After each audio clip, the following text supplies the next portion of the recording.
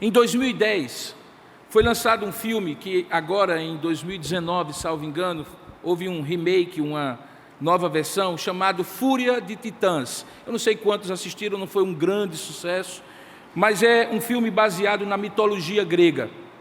Os titãs eram semideuses na mitologia grega, às vezes fruto de uma interação entre um deus e um mortal, dentro daquilo que é a mitologia grega.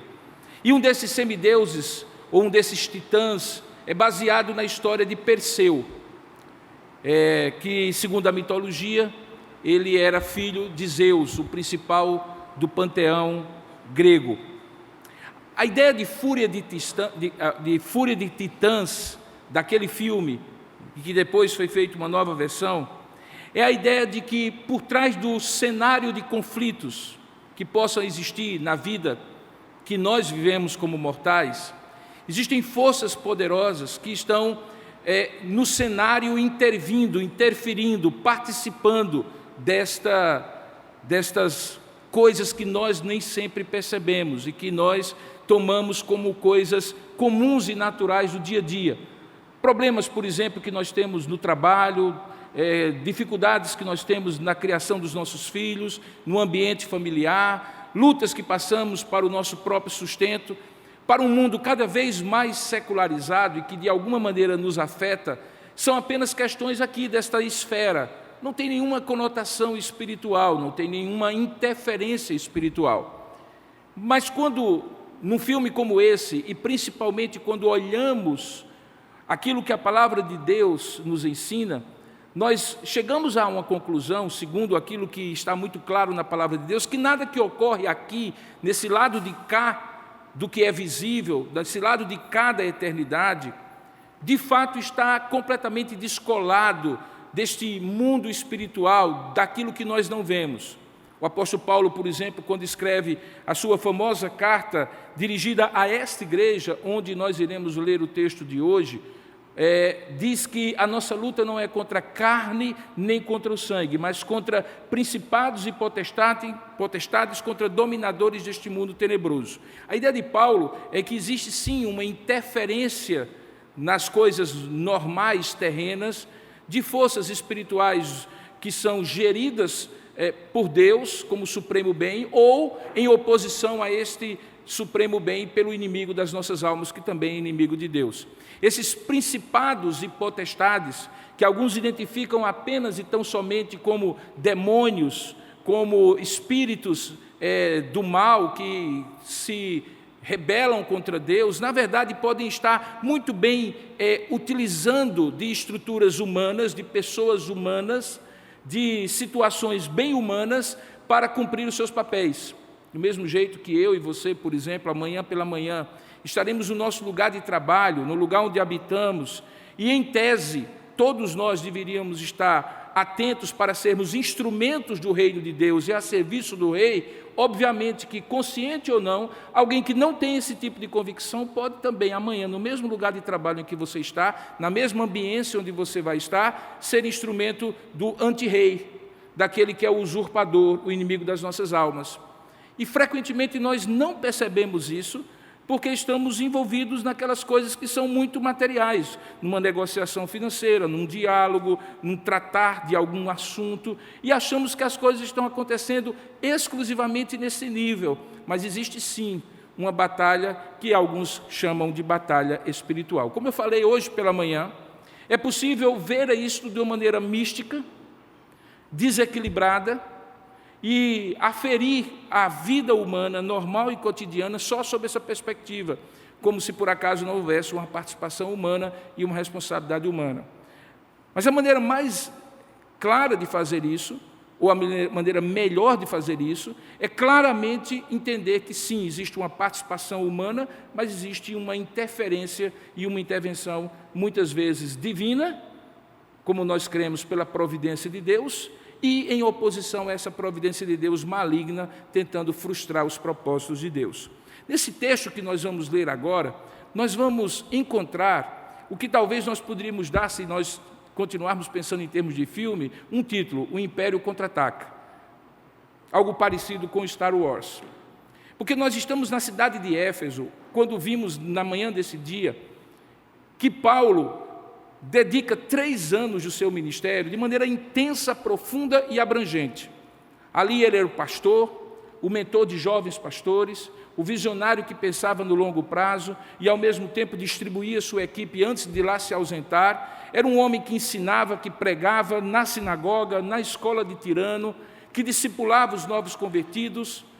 E durante todos aqueles 3 anos, o tempo mais intenso e mais longo que Paulo dedica a uma igreja, aparentemente, até agora, a única oposição que nós conseguimos encontrar era aquele coração endurecido, empedernido e teimoso e desobediente daqueles primeiros 3 meses, quando na sinagoga de Éfeso, alguns homens não quiseram se submeter ao Evangelho. Paulo diz, como vimos hoje pela manhã, que Lucas diz que Paulo deixa aqueles irmãos e vai para a escola de Tirano, uma escola de filosofia ou de retórica, onde ele junta os discípulos ali e resolve dedicar toda a sua energia para aqueles ali. Aparentemente, Éfeso, até esse momento, é um verdadeiro playground espiritual para o apóstolo. Ele não tem oposição.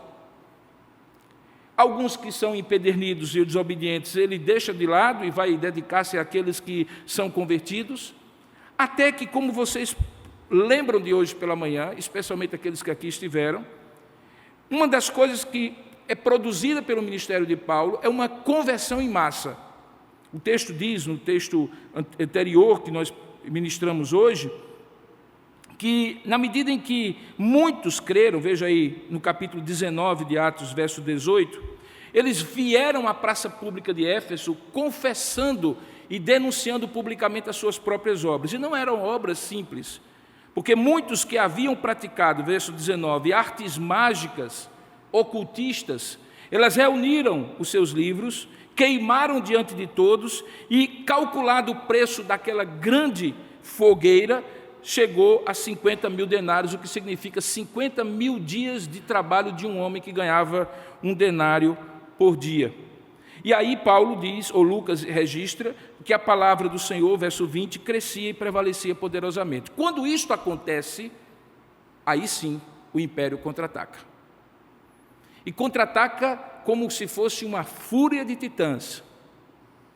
A ideia de que quando o evangelho se expande, ele invade as fronteiras do mundo espiritual maligno e opositor a Deus, e isso produz reação, é uma ideia bíblica, irmãos.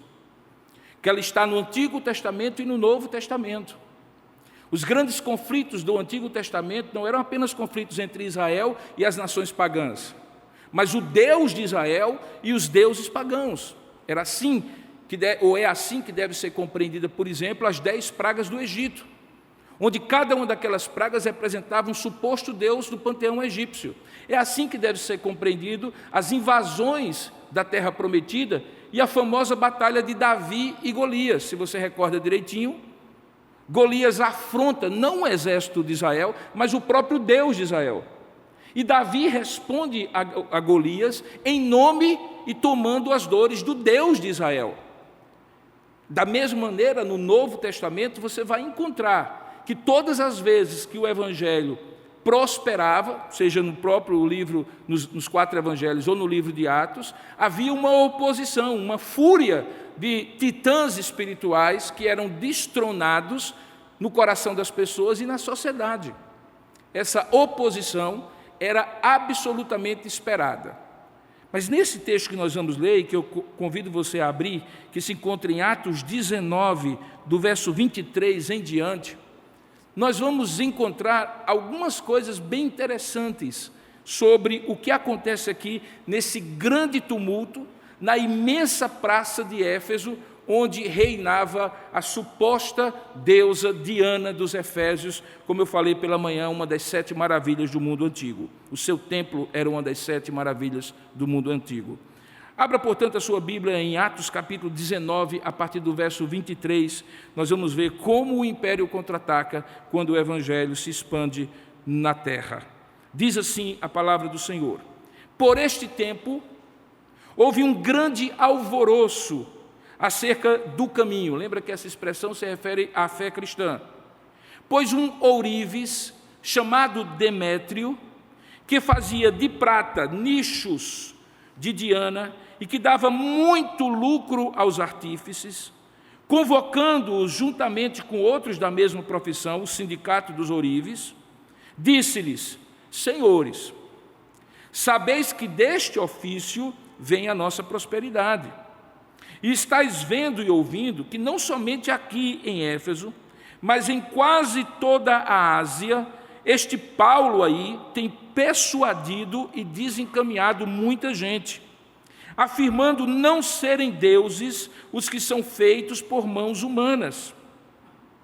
Ele continua dizendo, verso 27, não somente há o perigo de a nossa profissão cair em descrédito, como também há o perigo do próprio templo da grande deusa Diana ser estimado em nada, e ser mesmo destruída a majestade daquela que toda a Ásia e o mundo adoram.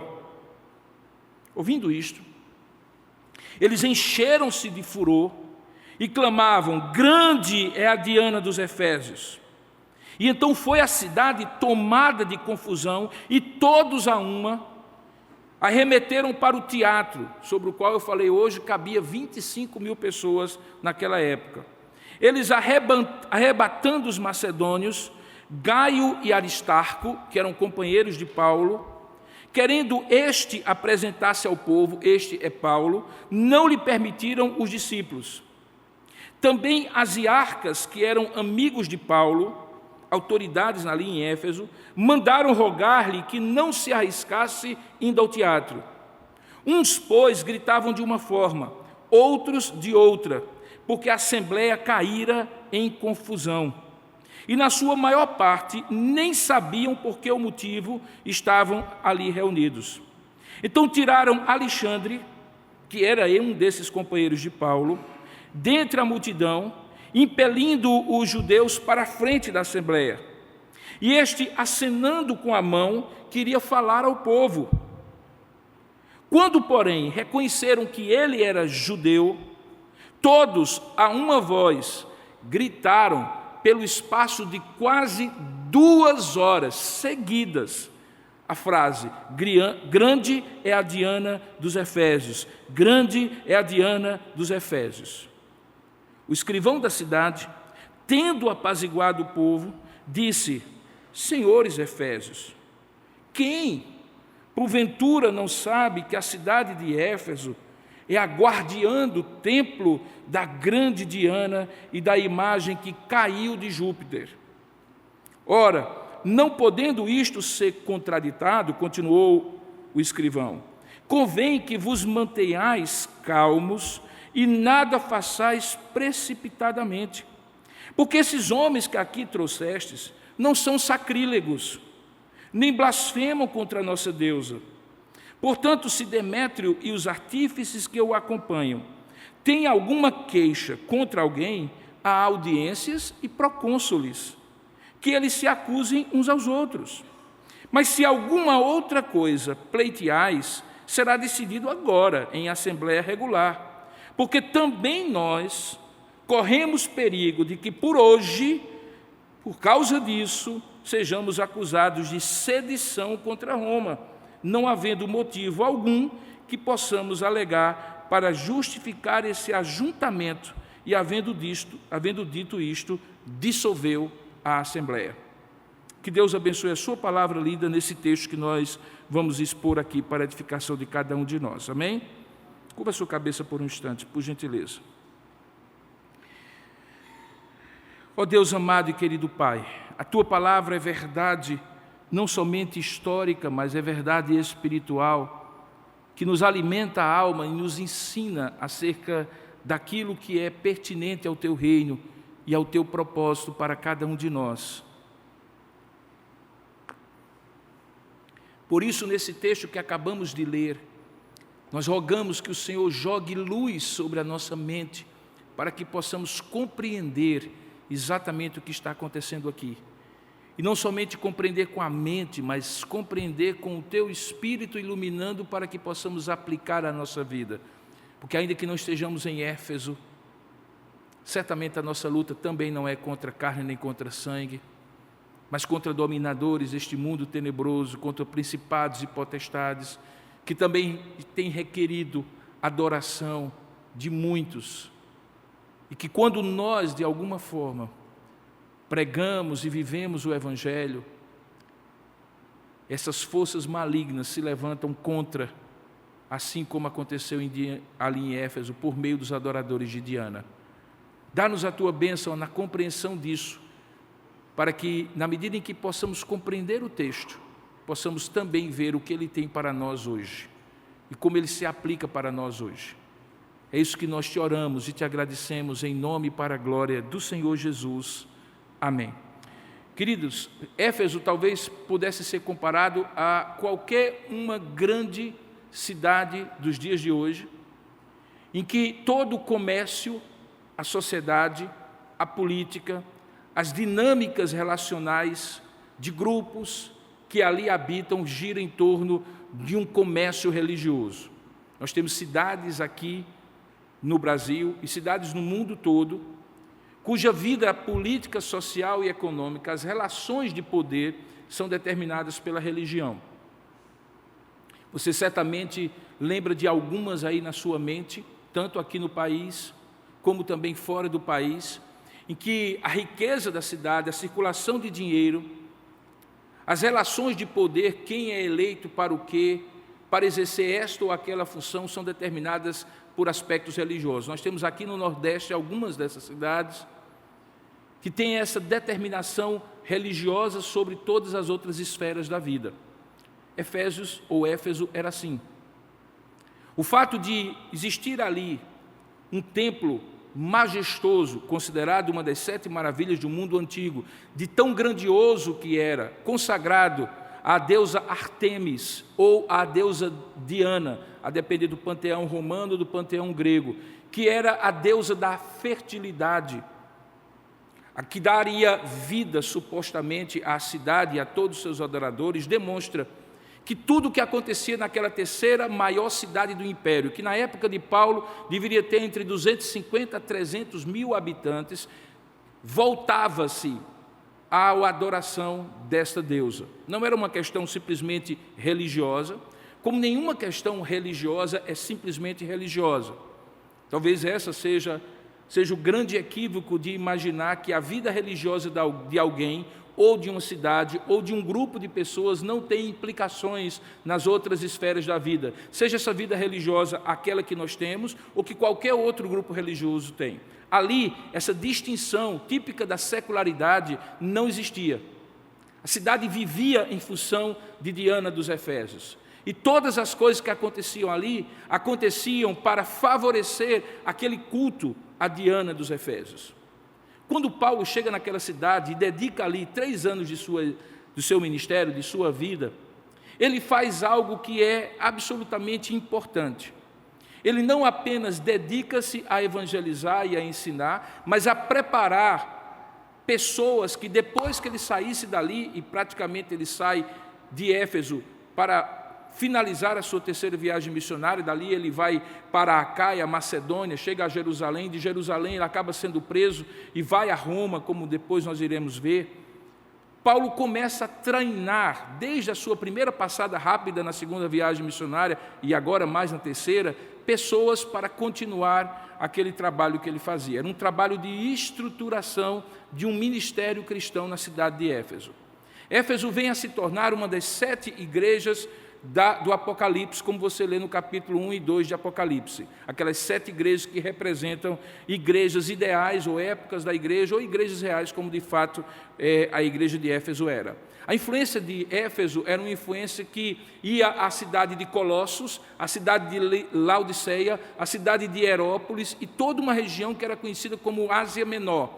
Você vê no texto anterior que nós expusemos hoje pela manhã, que quando o evangelho chega a Éfeso, toda a Ásia Menor é impactada pelo poder do Evangelho.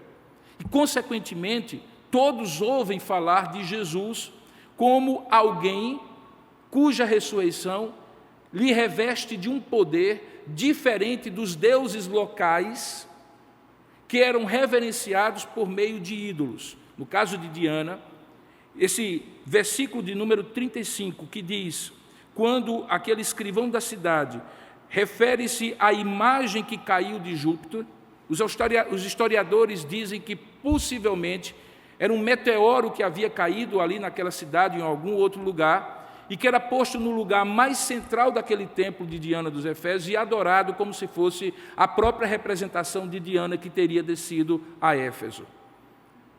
Quando Jesus é pregado e o poder da sua ressurreição o contrasta com deuses que são tipicamente representados por um ídolo, seja de prata, como era o caso, um meteoro, como era o caso, ou de barro, de madeira, de qualquer outro material, fica claro que há uma diferenciação típica e natural entre quem é Jesus, o Deus vivo, que não é representado por uma pessoa nem por um objeto, e quem é ou quem são aqueles deuses representados por ídolos, por pessoas, por objetos, como é o caso aqui, ídolos de prata. Como ele mesmo diz, feitos por mãos humanas. Isso, de imediato, demonstra uma diferenciação do Evangelho. E esse contraste, possivelmente, era o que estava muito claro na mente de todos ali em Éfeso.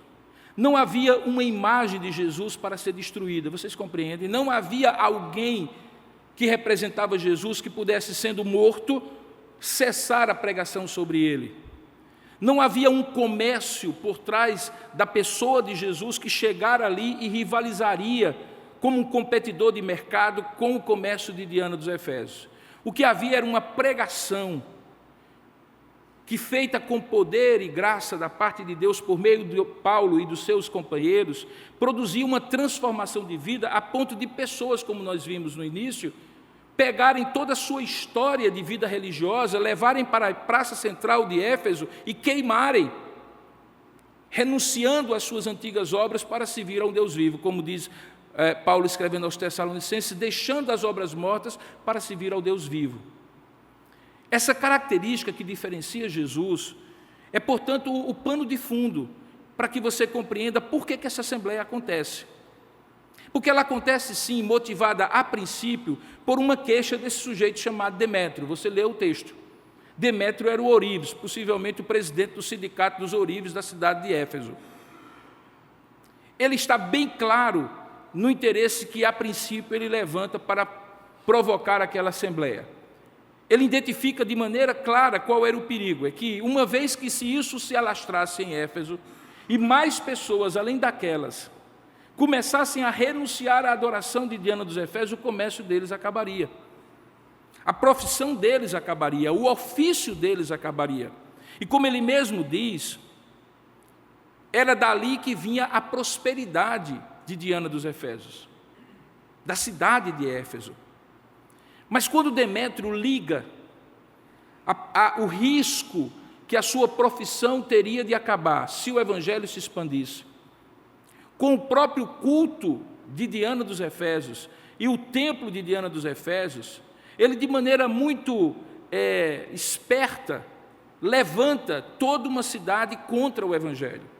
Uma coisa era se ele tivesse dito que a profissão dele estaria em perigo, porque de fato estava, era um fato. Tanto é que aqueles 50 mil denários demonstrava o quanto o prejuízo poderia ser ainda maior à medida que o evangelho crescesse naquela cidade. Mas quando ele liga e coloca em algum momento dizendo que não somente, veja aí o verso 27, há o perigo da nossa profissão cair em descrédito, como também o do próprio templo da grande deusa Diana ser estimado em nada e ser mesmo destruída a majestade daquela que toda a Ásia e o mundo adoram, ele está ali colocando um conflito que não é apenas econômico e passa a ser um conflito espiritual, como de fato era.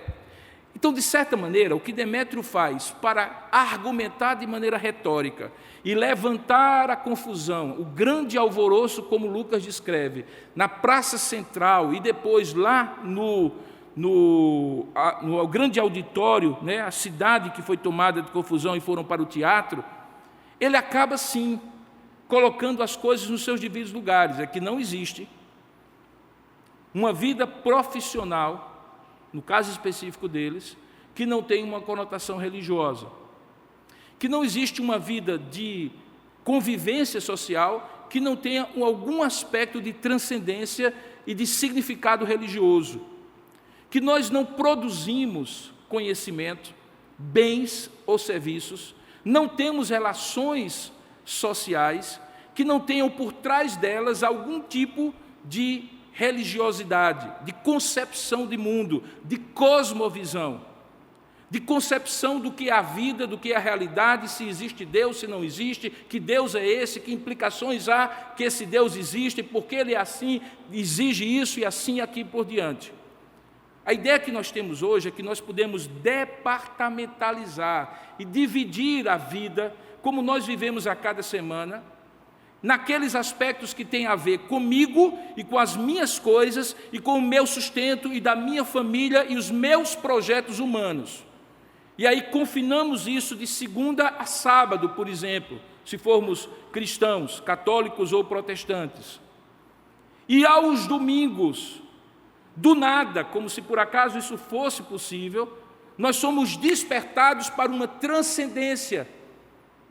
E aí entendemos que tudo aquilo que nós vivemos faz sentido ou não, tem esta ou aquela implicação, a depender daquilo que fazemos ou a quem adoramos no primeiro dia da próxima semana que começará, como o dia de hoje. A visão secularizada da vida faz com que a gente consiga viver duas vidas numa mesma semana. Uma que tem a ver com as coisas aqui deste mundo e outra que supostamente tem a ver com algum tipo de transcendência. Mas nesse mundo aqui, do primeiro século, onde os deuses supostamente visitam os homens, onde os titãs são frutos de relações sexuais de deuses com mortais, em que nada acontece do lado de cá e no andar de baixo da vida sem que tenha algum tipo de influência e interferência do mundo espiritual, essa separação não é possível. E em certo sentido, irmãos, ainda que no dia de hoje nós tenhamos essa visão secularizada, Demétrio nos ajuda muito nesse texto a nos lembrar que ela é inviável, que ela não deveria ser assim. Porque veja qual é o argumento que ele usa. Ele diz assim: nossa profissão está em perigo. Porque se daqui a pouco muitos crentes se converterem aqui, muitos adoradores de Diana deixarão de comprar os pequenos nichos de prata que nós confeccionamos, deixarão de ir para o templo de Diana, deixarão de deixar lá as suas ofertas, deixarão de adorar esta mulher ou esta figura mítica que é a grande deusa que toda a Ásia adora, a grande majestade que o mundo e toda a Ásia adora. E, consequentemente, terá implicações para o declínio deste culto. E tendo implicações para o declínio religioso deste culto, terá implicações, num terceiro momento, para toda a vida daquela cidade, para toda a vida daquela região. Demétrio, então, nos ajuda, mesmo que ele esteja do outro lado, a nos lembrar que não existe vida separada do lado de cá da eternidade e do lado de lá da eternidade.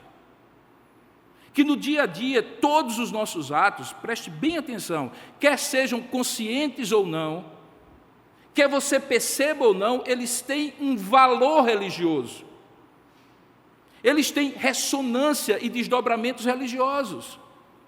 Quando eu acordo de manhã, amanhã pela manhã, por exemplo, eu posso ser um sujeito secularizado, que vou trabalhar amanhã por uma única razão, é porque se eu não trabalhar, eu não ganho o dinheiro, e se eu não ganhar dinheiro, eu não pago minhas contas, e se eu não pagar as minhas contas, eu não tenho como sobreviver, e se eu não tiver como sobreviver, eu terei vergonha social, constrangimento social, e uma série de outras implicações acontecerá para mim. Essa é uma visão secularizada da vida, e por incrível que pareça, eu acho que é a visão que hoje prevalece até mesmo entre cristãos. Mas Demétrio nos lembra, sendo ele um ourives que faz esculturas de Diana, que não é somente isso. é que quando amanhã pela manhã eu me levantar, o meu trabalho não terá um significado apenas de sobrevivência. O meu trabalho terá um significado de serviço a Deus e ao próximo, por mais que não pareça ser isso de cara. Que o meu trabalho pode ser um instrumento não apenas para que do suor do meu rosto eu sustente a minha família, mas uma expressão do mandato que Deus me deu de cuidar desse jardim e exercer sobre ele algum tipo de domínio e servir a Deus através dele, por mais que o seu trabalho não seja um trabalho tipicamente religioso. Hoje à noite, quando sairmos daqui, nós iremos, antes de deitar, como normalmente acontece, nos lembrar do que precisaremos fazer durante a semana. Iremos repassar, se você for como eu, que não consegue ir dormir sem saber exatamente como vai acontecer a semana que passa, ter mais ou menos uma ideia. Alguns dizem assim, eu não vou nem pensar, porque senão não durmo. Eu digo assim, se eu não pensar, é eu que não durmo mesmo. Então, pelo menos ter uma ideia. Você certamente deve pensar assim, o que é prioridade para mim, porque nunca dá tempo de fazer tudo. O que é importante para mim, o que é urgente. E algumas vezes, algumas escolhas que você e eu fazemos são absolutamente ilógicas. Por exemplo, se nós fôssemos secularizados, nós pensaríamos de maneira pragmática no que é mais útil e mais vantajoso para nós. Mas quando você, por exemplo, amanhã resolve decidir não necessariamente fazer aquilo que vai lhe dar um lucro imediato, uma vantagem imediata, mas, por exemplo, fazer um ato de visitar alguém que está precisando, tirar um tempo do seu dia para dar um telefonema para alguém, dar uma palavra de encorajamento ou uma oração, passar por aqui e fazer alguma coisa na igreja, servir ao próximo em algum projeto social, ou simplesmente não pensar em si apenas, mas pensar no próximo, você faria isso, ou você fará isso, a partir de uma perspectiva, de uma cosmovisão completamente diferente, por causa do valor que você dá a determinadas coisas que não são tangíveis, que não são seculares, que não nascem e morrem neste século. Demétrio, então, acaba sendo aqui um bom arauto de uma vida religiosa com a perspectiva correta, ainda que a dele não seja. Quando ele traz esse questionamento apontando para Paulo, e se você entendeu bem o texto, esta é a primeira vez, irmãos, em todas essas 3 viagens missionárias, que Paulo é poupado. Você já viu Paulo ser apedrejado e deixado quase morto do lado de fora de cidades.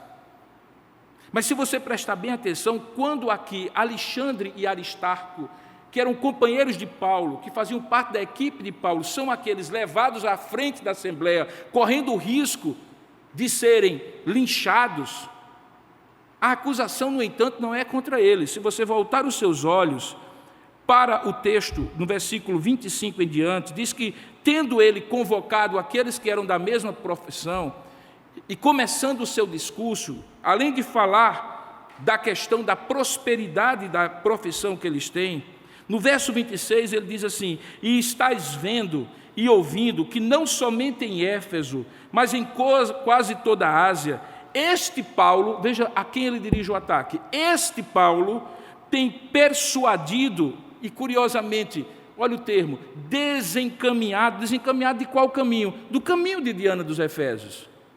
Tem desencaminhado muita gente, e qual é a queixa deles? É que Paulo afirma, veja aí o texto, que não são deuses os que são feitos por mãos humanas.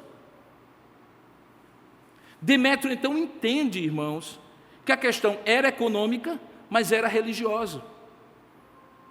Que o foco do ataque dele deveria ser não a Alexandre e a Aristarco, que eram as figuras visíveis e alcançáveis, mas a aquele Paulo que tinha começado aquela confusão toda em Éfeso há 3 anos atrás, quando chegou ali para pregar o Evangelho. E houve uma grande transformação e aquilo estava em pleno curso de expansão. Demétrio então entende que Paulo era o inimigo a ser atingido e que a pregação dele, que tirava o domínio de Diana dos Efésios, da cidade de Éfeso, era exatamente a questão a ser abordada. Quando depois o escrivão coloca os termos na devida ordem e apazigua a assembleia, uma das coisas que ele faz é desconstruir esse pensamento. Mas o pensamento de Demétrio, sim, estava certo. O problema era Paulo mesmo. E o problema era o Evangelho mesmo. Porque na medida em que o Evangelho era pregado e Paulo expandia o reino naquela cidade, não era apenas a profissão que estava em perigo, mas a própria ideia de que existiria Diana dos Efésios, de que ela seria uma deusa. Porque Paulo pregava que não eram deuses aquilo que eu faço, mesmo que seja uma representação. Porque Deus, segundo a sua palavra, não se deixa representar por nada que seja humano. Lembre que Paulo, quando prega no capítulo 17, diante da cidade de Atenas, no Areópago, ele sim diz que aquele Deus desconhecido que não tinha face, que era apenas uma coluna jônica ali na cidade de Atenas, era o Deus que ele vinha pregar, mas o Deus que não habitava no lugar físico, nem podia ser representado por mãos humanas, mas que a todos dava vida, respiração e existência. A definição básica, se alguém pode definir Deus, é que Deus é espírito. Lembra que foi essa grande discussão da mulher samaritana com Jesus em João capítulo 4, sobre quando a questão era onde ele deveria ser adorado, e Jesus traz uma questão maior, é quem é que deve ser adorado. E quando ele coloca essa questão, quem ele deve ser adorado, ele dá o axioma básico da adoração cristã, que Deus é espírito e importa que os adoradores o adorem em espírito e em verdade. E, portanto, onde quer que estes adoradores estejam, em Jerusalém ou em Samaria, Deus pode ser adorado, porque Deus é adorado em espírito e em verdade. Essa concepção sobre quem é Deus era diametralmente oposta a toda idolatria, inclusive a idolatria que Diana dos Efésios representava. Então, Demétrio entendeu isso de maneira muito clara. Ele entendeu primeiro com o bolso. O caminho foi o bolso, mas ele entendeu, subindo para o coração, que o que estava no centro da questão era: se esse evangelho continuar crescendo, Diana dos Efésios vai ser destronada de Éfeso. Ele tinha essa compreensão. Curiosamente, nos dias de hoje, eu acho que essa compreensão tem sido perdida até mesmo pelos cristãos. E grande parte disso, reitero, tem a ver com o fato de que nós temos hoje uma visão contaminada da vida por conta do secularismo. O secularismo é que nos faz dividir a vida, o dia, as forças, a energia, o dinheiro, o talento que nós temos, entre aquilo que é secular e aquilo que é religioso, entre aquilo que é religioso e aquilo que é profano, aquilo que tem a ver comigo e não tem a ver com Deus, e aquilo que tem a ver com Deus e não tem a ver comigo.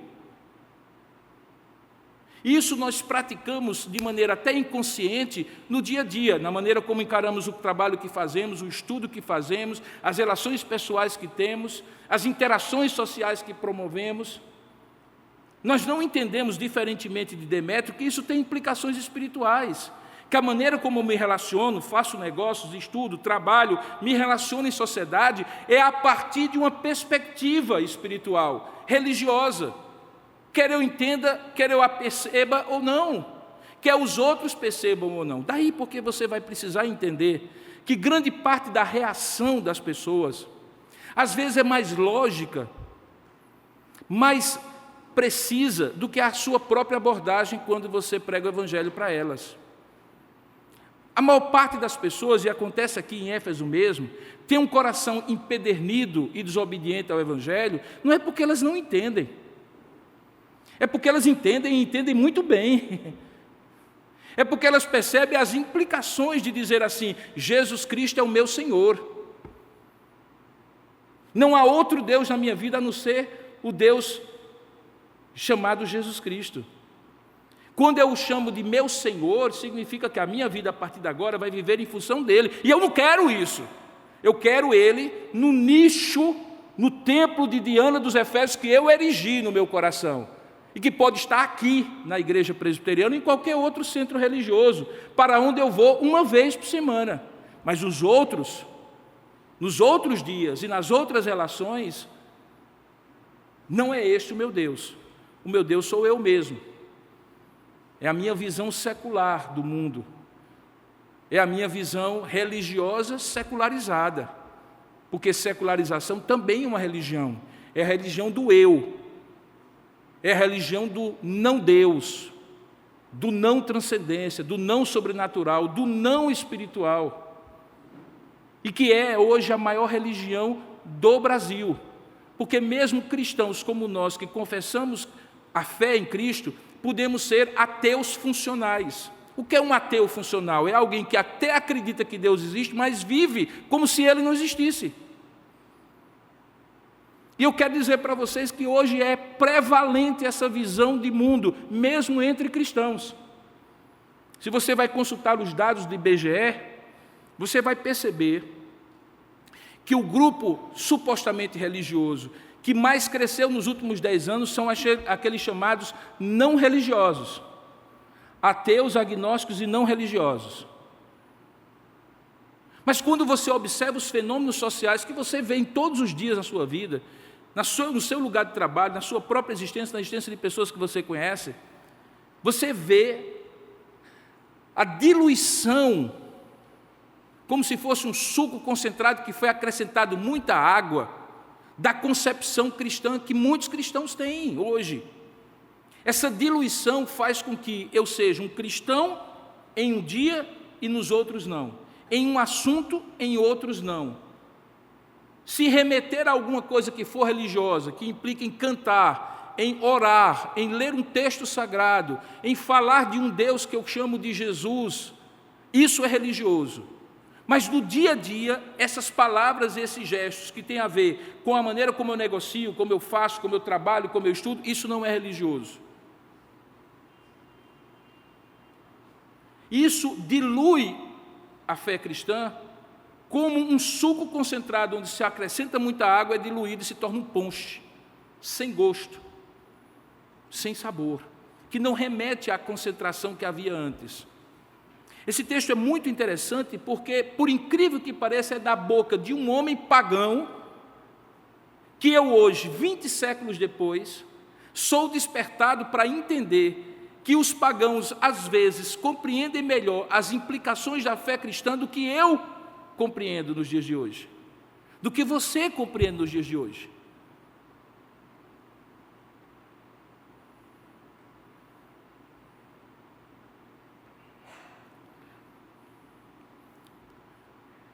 O segundo aspecto que eu gostaria de chamar a sua atenção nesse texto é que o principal núcleo do argumento de Demétrio, o Ourives, depois que ele passa pelo aspecto da sobrevivência de sua profissão e da sobrevivência da vida religiosa de Éfeso, é o aspecto da adoração. Você é o que você adora.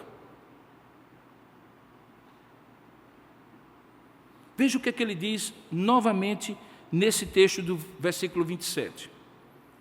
Essa aqui é a palavra de Demétrio, quando ele se queixa daquela situação na Assembleia. Veja, primeiro ele falou, não há somente o perigo da nossa profissão cair em descrédito, um aspecto. Como também o próprio templo da grande deusa religiosa ser estimada em nada, é o segundo aspecto, o aspecto comercial e o aspecto religioso. Mas veja a última frase.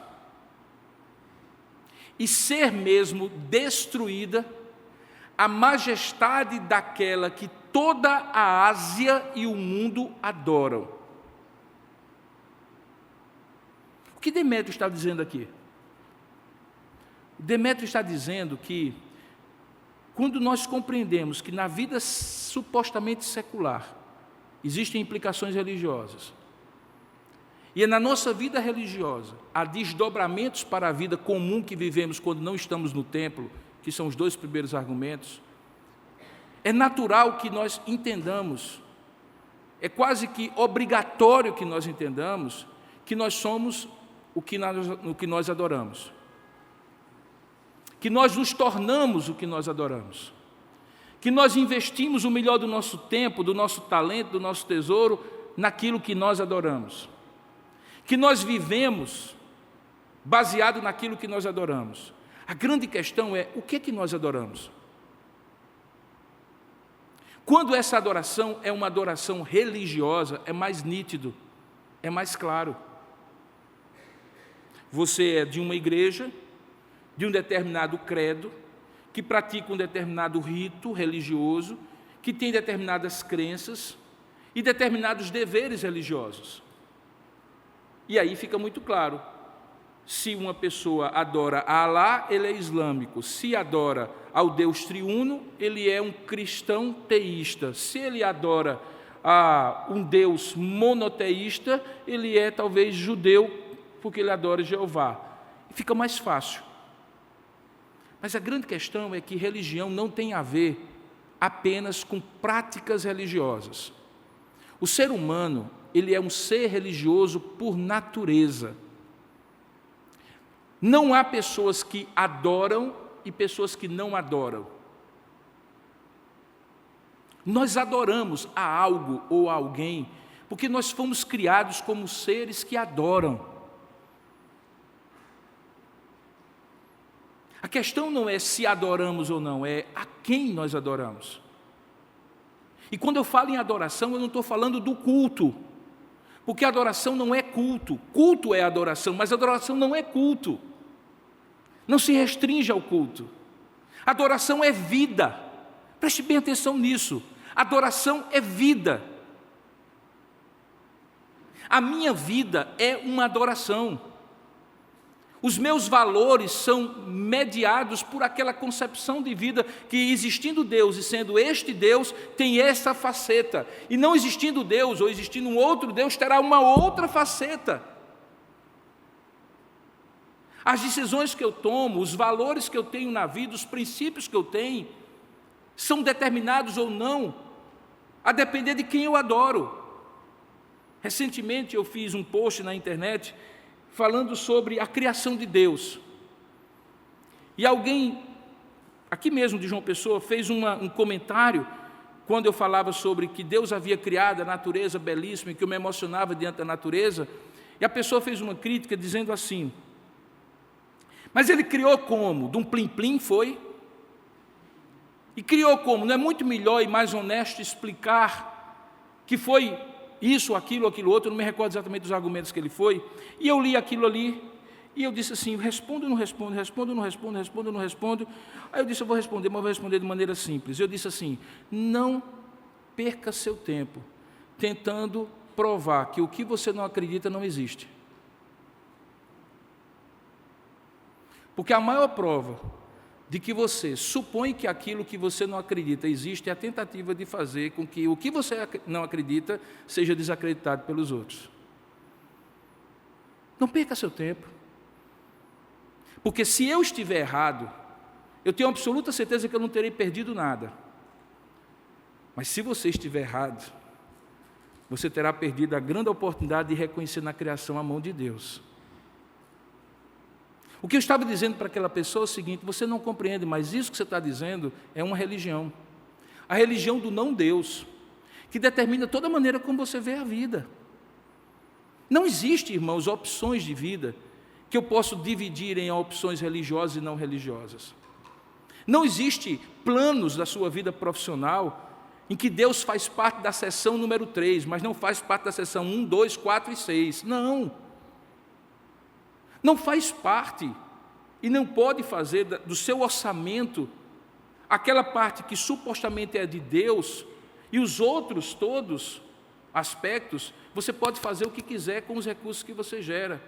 Se você compreende que tudo vem de Deus e que nada você tem se não vier de Deus, não é 10% que é de Deus, é o todo que é de Deus. E quando Ele pede que você devolva 10%, não é uma autorização e explícita de que você faça o que quiser com os 90%. Pelo contrário, é que você seja um bom mordomo dos 100%, e não apenas dos 10%, dizendo que tome em conta e paguei o meu carnê mensal chamado dízimo ou oferta. Se isso tem implicações, por exemplo, para as minhas decisões sobre o que eu vou fazer da minha vida futura, a profissão que eu vou abraçar,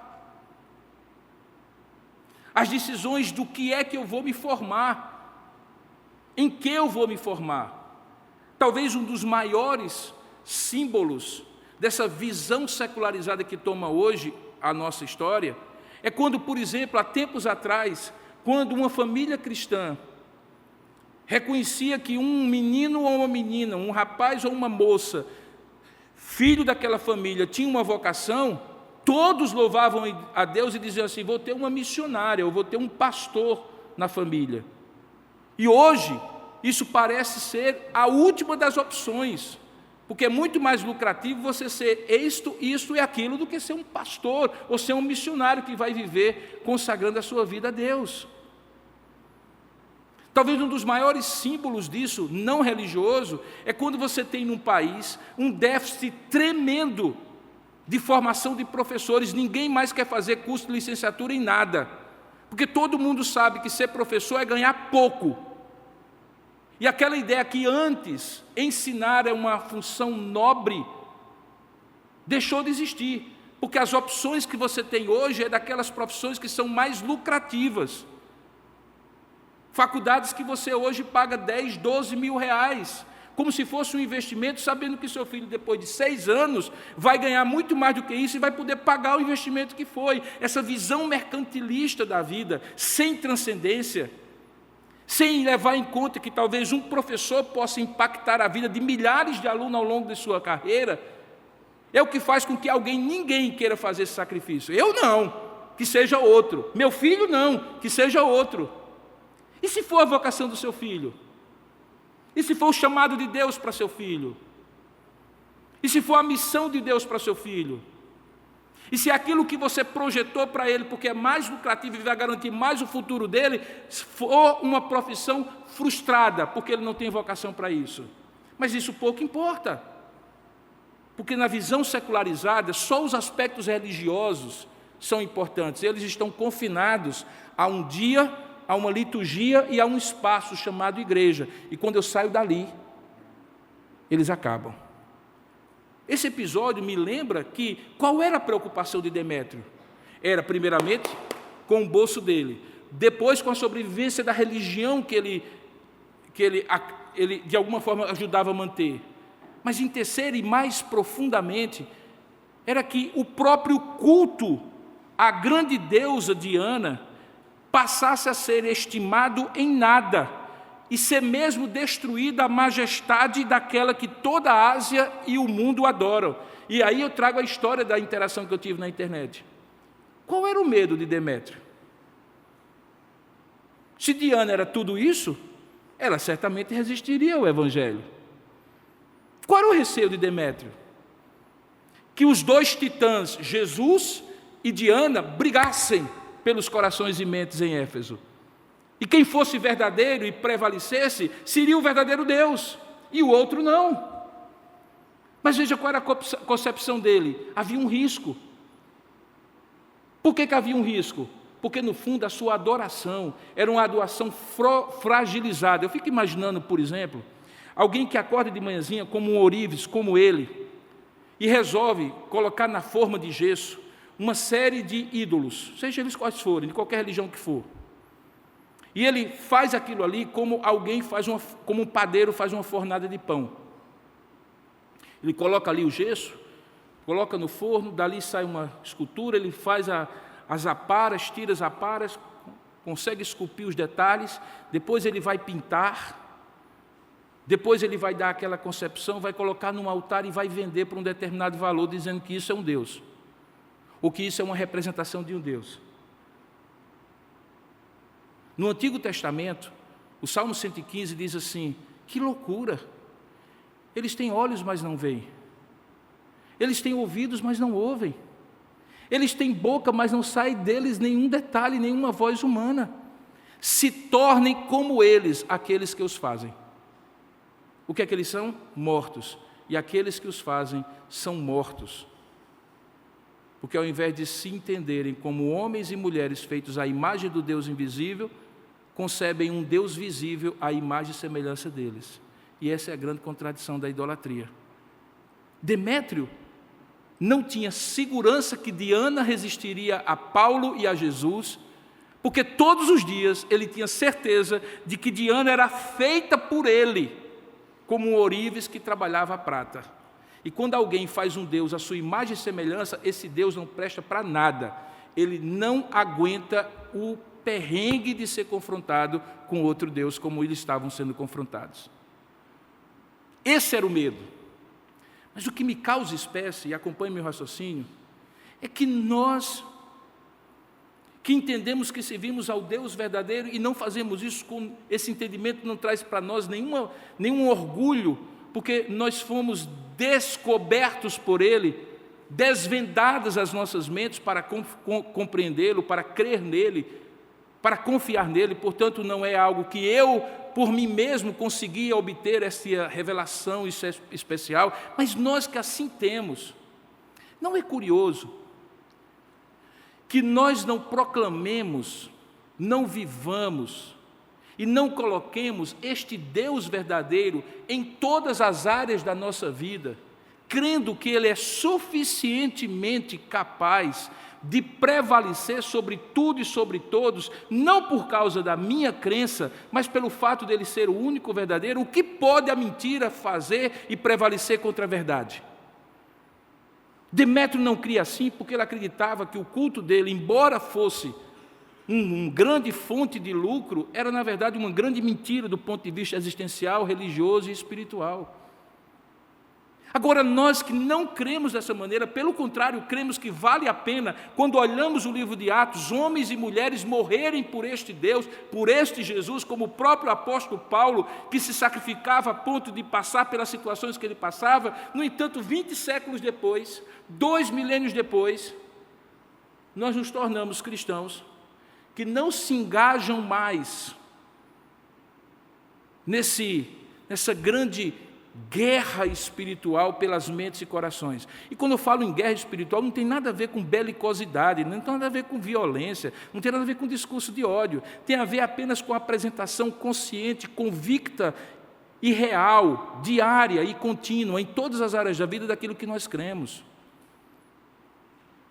Talvez a maior vergonha que nós vamos passar durante essa semana, irmãos, é se nós chegarmos amanhã, na segunda-feira, na terça, na quarta, na quinta, na sexta e no sábado, e voltarmos a este lugar no próximo domingo, sem termos tido a coragem mínima e suficiente, não aqui dentro da igreja, porque aqui dentro da igreja é fácil cantar que Jesus é o Senhor, mas lá no seu ambiente de trabalho e de estudo, sem ter feito nenhum contraponto, nenhuma exposição, com sabedoria e graça, mas com verdade, franqueza e coragem do que nós cremos.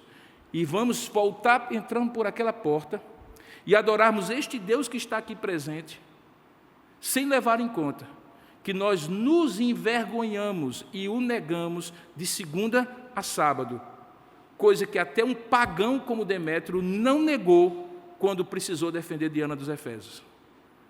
Como é possível que um pagão tenha mais convicções e mais coragem de colocar todas as implicações daquilo que ele cria, e nós, cristãos, não tenhamos essa mesma coragem e esse mesmo desprendimento? Como é possível?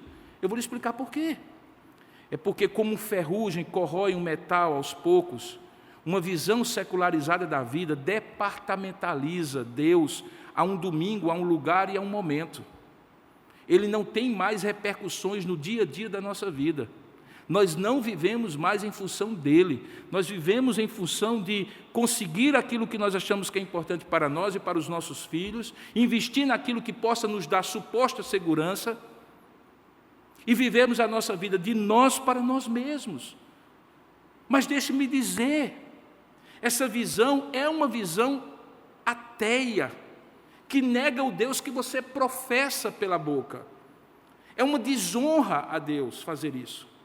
Não é apenas uma negligência. É você ser menos do que Demétrio era em relação a Diana dos Efésios.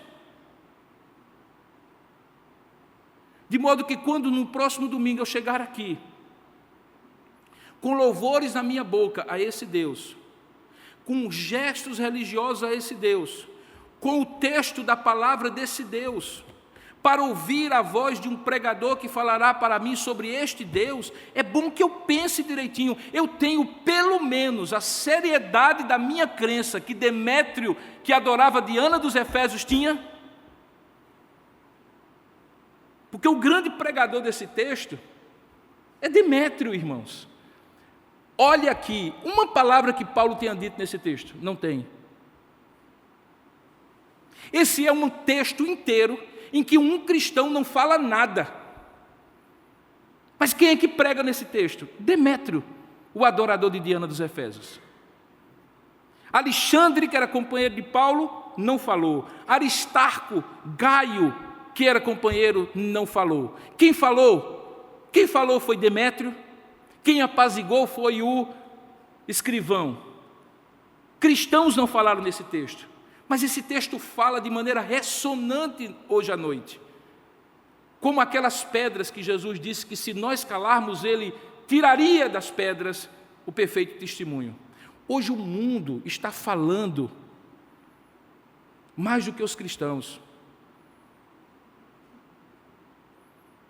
O mundo hoje está exigindo de nós e esperando de nós um testemunho mais do que nós estamos dispostos a dar. É só você ter um olhar crítico e olhar os meios televisivos, só televisão, nem rede social, só televisão. E você assistir hoje à noite, quando você sair daqui, o Fantástico. Como você assistiu domingo passado. Você assistiu um Jornal Nacional, ou qualquer outro conteúdo de televisão. O que estará sendo dito lá? E você verá que a profissão de fé deste mundo secularizado, que leva até as últimas consequências aquilo que crê, tem sido mais ressoante do que a profissão de fé de nós cristãos. Para nossa vergonha. Demétrio prega. Nós ouvimos a sua voz. E ele, um adorador de ídolos, um ourives de Diana dos Efésios, é o pregador de hoje à noite. Dizendo, levem a sério as implicações daquilo que vocês creem. Ou então continuem departamentalizando a vida. E vocês verão, em poucos anos, os efeitos que isso terá na sua vida pessoal, na sua vida profissional, na sua vida acadêmica e nos seus filhos que você está criando, numa perspectiva de que igreja é uma coisa para um tempo, um dia e uma época, mas não para a vida toda. A fé cristã sem implicações para a vida cristã. Eu conversava com o pastor Andrew ontem e contava um pouco da experiência que eu tinha tido quando morei nos Estados Unidos na década de 90. Alguns irmãos que me conhecem desde aquela época sabem que eu fui com a minha família, os meninos ainda eram pequenos, Micael tinha menos de 5 anos ou 5 anos e Manuela tinha 1 ano e meio. E eu me lembro que nós vendemos tudo, eu era pastor da igreja presbiteriana de Manaíra na época, hoje Memorial, com a absoluta convicção, irmãos, como eu digo ainda hoje, de que Deus estava me chamando para plantar uma igreja ali na cidade de Orlando, que acabou acontecendo de uma forma ou de outra. Eu não tinha ideia, não tinha planos de voltar. 5 anos depois eu estava voltando. Uma série de circunstâncias me trouxeram de volta. E quando eu voltei aqui, eu voltei constrangido para tentar entender por que é que 5 anos antes eu tinha saído daqui com absoluta convicção de que Deus estava me mandando para lá para fazer aquilo que eu disse a todo mundo e que eu tinha convicção que iria ser feito e que não voltaria mais e agora eu estava voltando. O que é que tinha acontecido? Eu tinha me enganado, eu tinha enganado os outros. Eu cheguei à conclusão que eu me enganei. Deus certamente queria abençoar aquelas mais de 50 famílias que foram alcançadas ali naquela cidade e que hoje estão em igrejas ali daquele lugar. Mas Deus estava me dando uma coisa, irmãos, que eu louvo a Deus. Na década de 90, quando muito menos, mas muito menos, nós estamos falando, portanto, de mais de 20 anos, 30 anos pelo menos, o estado de coisas de uma civilização secularizada ainda não estava instalada, nem nos Estados Unidos, nem em qualquer outro lugar, muito menos no Brasil. E quando eu voltei nos momentos de oração diante de Deus, perguntei, por que o Senhor me levou para lá? E no meu coração, Deus falou muito profundamente para que você visse antes o que iria acontecer e que de fato está acontecendo no Brasil hoje. O Brasil está saindo, e nós como cristãos estamos saindo, de um momento em que o Brasil estava começando a ser evangelizado. Eu não estou falando de catequese. Catequese tem desde o começo desse país. Estou falando de evangelização mesmo. E de repente, sem que esse país conseguisse se tornar impactado pelo cristianismo, nós fizemos um pulo que é visível hoje a qualquer pessoa que quiser olhar, de uma época pré-cristã para uma época completamente secularizada hoje.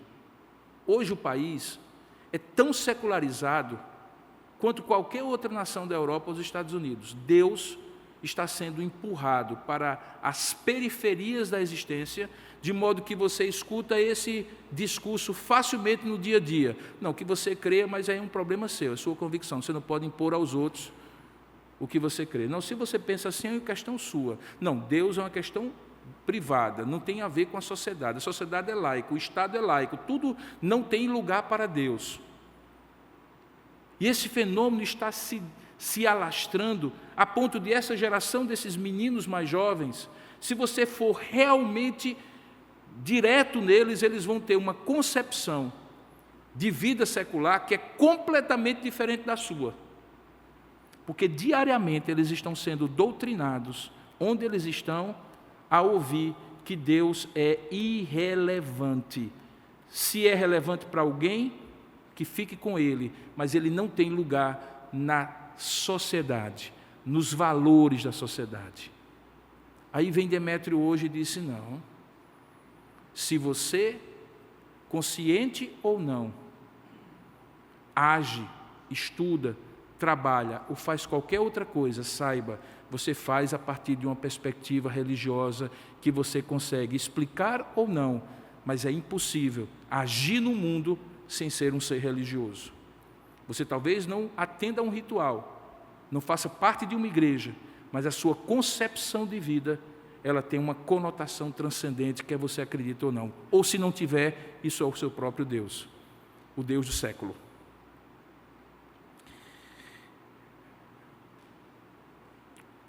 Para concluir, eu gostaria de dizer o seguinte: existe uma expressão muito comum chamada paz de cemitério.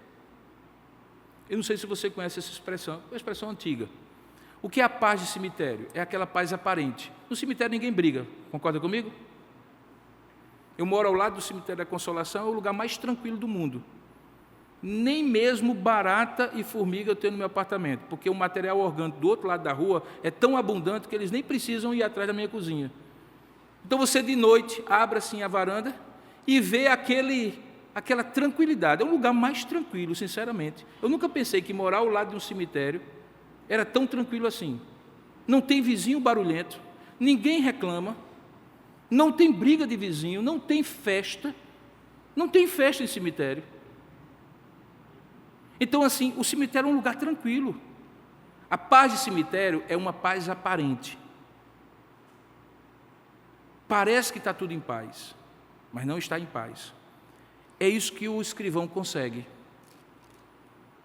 Se você olhar os últimos versículos, diz que o escrivão da cidade, verso 35, tendo apaziguado o povo, disse, olha só o argumento dele, se não é um típico argumento de uma pessoa secularizada que separa a religião das coisas da vida. Ele diz assim, senhores Efésios, quem porventura não sabe que a cidade de Éfeso é a guardiã do templo da grande Diana e da imagem que caiu de Júpiter?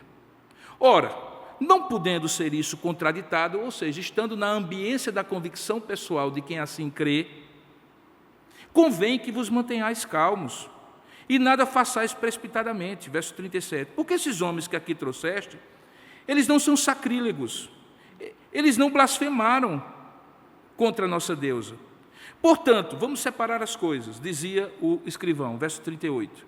Se Demétrio e os artífices que o acompanham têm alguma queixa contra alguém, usem a tramitação normal do processo devido ao processo legal no Império Romano, há audiências e há procônsules que se acusem uns aos outros. Mas se alguma outra coisa pleiteais, será decidida em assembleia regular. Porque também corremos perigo de que por hoje sejamos acusados de sedição, não havendo motivo algum que possamos alegar para justificar o ajuntamento. Olha o verso 41. E havendo dito isto, dissolveu a assembleia. E ficou todo mundo em paz e calmo, foi todo mundo para casa. A questão foi resolvida?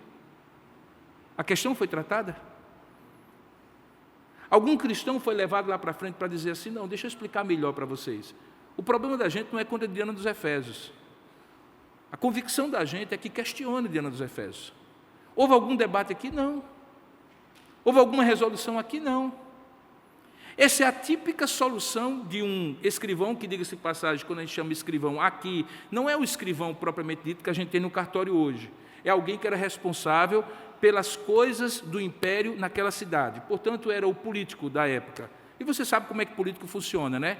Estando bem para você e estando bem para você, estando bom para ambas as partes, estamos resolvidos. Celso Russomano, está resolvido o problema. Foi isso que ele resolveu. A paz de cemitérios. Nem vocês mexem com eles, nem eles mexem com vocês. Homem, vamos aproveitar para ganhar dinheiro, porque daqui a pouco realmente vai ter um terremoto e Diana dos Efésios vai ser destruída, como de fato aconteceu. Então, enquanto o terremoto não vem, vamos ganhar dinheiro e vamos cada um cuidar da sua própria vida. Não é isso que nós vemos hoje? Não é essa grande armadilha que nós, como cristãos, estamos sendo levados para ela? Não cuidemos de criar confusão. Vivamos em paz, cada um no seu lado. Mas ao ponto que chegamos, é o ponto perigoso de estarmos numa paz de cemitérios. Porque mais cedo ou mais tarde, irmãos, preste bem atenção, eu tenho dito isso com uma certa frequência aqui na igreja. E eu não sei se eu posso ser mais explícito do que isso. E quando acontecer, vocês vão dizer, pastor Robson disse, mais cedo ou mais tarde, não dará mais para ter uma postura passiva e, de certa maneira, omissa, de não manifestar o que cremos nas questões diárias e contínuas e cotidianas do dia a dia das coisas que têm a ver com a não religião, mas que são religiosas. O que nós estamos vivendo hoje, que é uma espécie de bullying social, é típico daquele valentão da escola, que bate uma vez e você não reage, bate uma segunda vez e você não reage, bate uma terceira vez e quando você pensa em reagir, você já não tem mais autoridade nem força para reagir. E qual é a maneira da nossa reação? Não é provocando, nem promovendo o conflito social, é simplesmente dizendo, por 2 horas que forem necessárias, porque quem fala 2 horas seguidas que Diana é Deus, é deusa, são os pagãos. Você percebeu? 2 horas seguidas. Grande é a Diana dos Efésios. Grande é a Diana dos Efésios. Por 2 horas seguidas. Vai chegar um tempo, e está chegando, em que, para sobreviver, você como cristão terá que dizer, e nem precisará ser com um megafone, mas nas atitudes cotidianas e diárias, grande é o Senhor dos Exércitos. Grande é o Senhor dos Exércitos. Grande é o Senhor dos Exércitos. Ele não é um Deus para ser confinado na minha vida religiosa. Ele entra, interpenetra e influencia todas as áreas da minha vida. Ou então ele não é Deus. E para não tê-lo como Deus, é melhor não ter Deus nenhum. Pense bem sobre isso. Porque cada dia que se aproxima, esse dia chegará. E nós teremos que dizer, grande é o Senhor dos Exércitos. Porque tudo ao nosso redor está dizendo, grande é a Diana dos Efésios. Que Deus tenha misericórdia e nos ajude enquanto há tempo. Curva sua cabeça por um instante e ore conosco, pedindo a Deus que nos ajude a ouvir essa voz e fazer aquilo que nós devemos fazer. Ó Deus amado e querido Pai, tenha misericórdia de nós, quando as pedras clamam, quando as pedras se posicionam, quando as pedras proclamam aquilo que creem, quando muitos gritam por 2 horas que seja, e tantos tempos outros que forem necessários, o que creem e que implicações daquilo que creem têm para as suas vidas. E nós vamos estar cada dia mais, infelizmente, estando cada dia mais confinados às nossas convicções pessoais, confinadas ao aspecto religioso da nossa vida. Tenha misericórdia de nós, ó Pai. Nos ajuda a, como Paulo e tantos outros homens e mulheres do passado, e mesmo do presente hoje, a dizermos o que cremos e a levarmos até as últimas consequências, as implicações daquilo que cremos. Livra-nos de sermos religiosos domesticados e nos ajuda a sermos cristãos autênticos. É o que nós oramos e te pedimos por tua graça, em nome de Jesus. Amém, Senhor.